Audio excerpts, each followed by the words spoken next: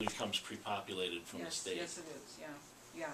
It's not very much, but it is. Okay, so if it's not very much, you're not gonna see much impact then. Oh, okay. Well, our TIF plan is the pay-as-you-go thingy, we pay him back 95% of the taxes that he pays us. Oh, well then So it doesn't really matter. we aren't gonna get that much more or less anyway. Right. Although the amount he's been getting back has been less and less and less. The taxes he's been paying has been less and less That's and right. less since the beginning of time, so. Is that about ready to decertify soon? Probably not too long. I mean, there's a few years left on it, I think. But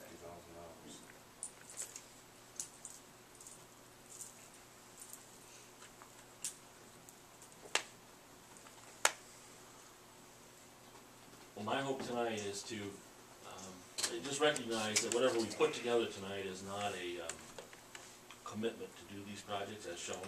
It's basically to show you that if you do these and these assumptions hold true, these are the impacts. You know, you still have to. I asked before, was there any other big ticket item out there? We got the levy project, we got Highway 43, what else? Is all I'm asking. We've done the sewer plant, we've done any major street work, I believe, right? Well, wasn't there? There is another phase of the sewer plant. And also, isn't there another phase on the street updating? there probably is, based on Otomo's big report to Projection, FEMA, yeah. if they approve, you know, Yeah. because they went through the whole town and did Yeah. it in phases. But, you But know, that's. we may have to scrutinize that, and even though FEMA's paying for it, if the road isn't that bad, we may have to tell them no. Yeah.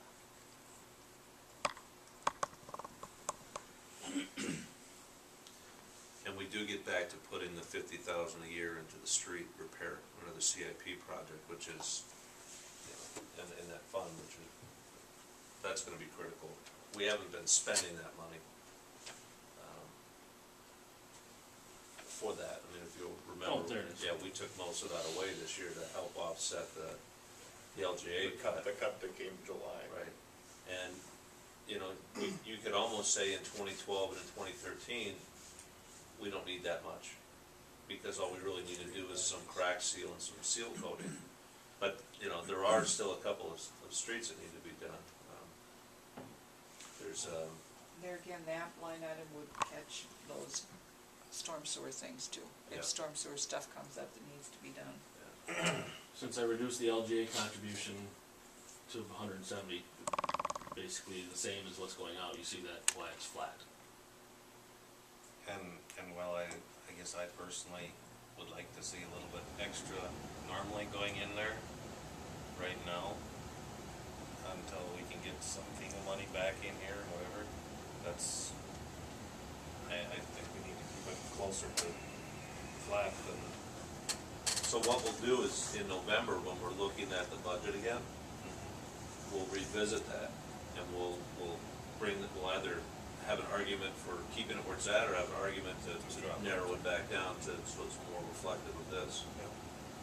But just so you can see what that impact looks like long-term, based upon a decision that we make today, you say, we only want a budget LGA to go into that fund to pay for what's coming out of the fund, and the rest of it go in operations, or reductions themselves.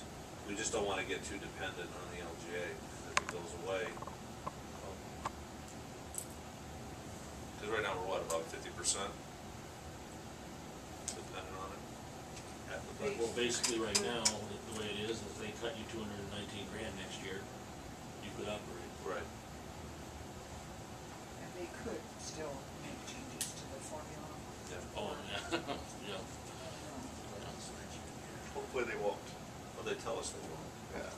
Yeah, this Well, what we're Tim, doing any- tonight is only as The good only until they thing get. that we can really control would be our internal growth and our tax capacity or whatever. Get more businesses started up in here. Fill our downtown. Tim Penny was at a Tri-City meeting last night, and he said that next year is an election year, they don't want to do anything. interesting, controversial. Catastrophic. Exactly. The problem though is this fall when they get their next quarterly report from the state, Yeah. if it's showing double-dip recession, they may be forced to go back in and make further reductions to schools and the cities. They sure wouldn't cut their spending.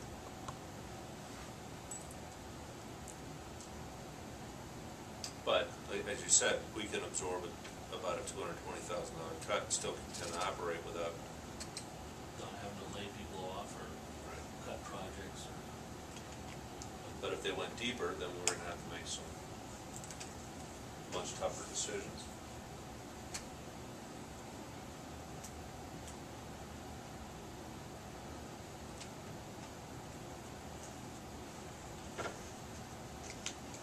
But it should also graphically illustrate to everybody what a $10,000 or $20,000 or $50,000 swing one way or the other, how little that affects. So when we're going through the budget, we're taking a scalpel and cutting out $500 here and $1,000 here. Not that that isn't something we should be doing, but it's not going to have a huge impact on the taxpayers. Last year, the $23,000 cut in the levy, to me personally, on my taxes, it was $20 throughout the whole year. So $23,000 may look like a big amount in the overall budget, but to me as a taxpayer, $20 is nothing, you know? And I don't have that $115,000 house though, I have a little bit less than that. Sounds like Warren Buffett shooting tax on. I'm not one of those real rich ones. But his Hathaway, Berkshire Hathaway dropped a lot. Anything else the council would like to see, or does it seem like a useful tool? I do. I think these are great, especially because it's so inexpensive. Yep. Can't get cheaper. We paid like 30 grand for one of these in Victoria, but it was far more complex. It didn't work, but it was far more complex. So, has there been any thought about what the new school project is going to impact? I do not take into account any of the county school activities, just City. See, and this is where the Tri-City group, we develop a product like this that'll be used in Carver County, where the cities, the townships, the school, the county could all plug we all nested our CIPs into this. And then each city could look and see what decisions are being made and how they're impacting the residents. And we were actually making decisions. The school would say, you know what, instead of building this new school this year, what if we did it, 2 years later? And then you could graphically look and see what happened. So we'd actually match data, city, school, county, to try to even out those tax rates and to take account of growth. That was a really interesting exercise. That would be a good question, as long as it came up with the school. In your discussions with them, Steve, if they do decide to build a new school, are we going to be expected to help out with any kind of infrastructure or anything over there? We haven't had that discussion. The infrastructure's pretty much there. They just have to bring it onto the site. Storm sewer is going to be the big issue. There's a big storm sewer issue. Yeah, but I think they're going to be able to design the property in a way that they can capture and treat it right there as part of a project. Has Ayler said anything about it rerouting the street to give them more space up on the site? No, there hasn't been any discussion about site plan. We'll get into that this fall.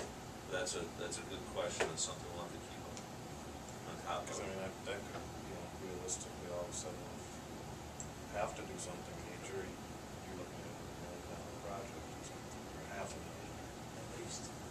Doesn't take much these days, if you get to $1 million. No. And there's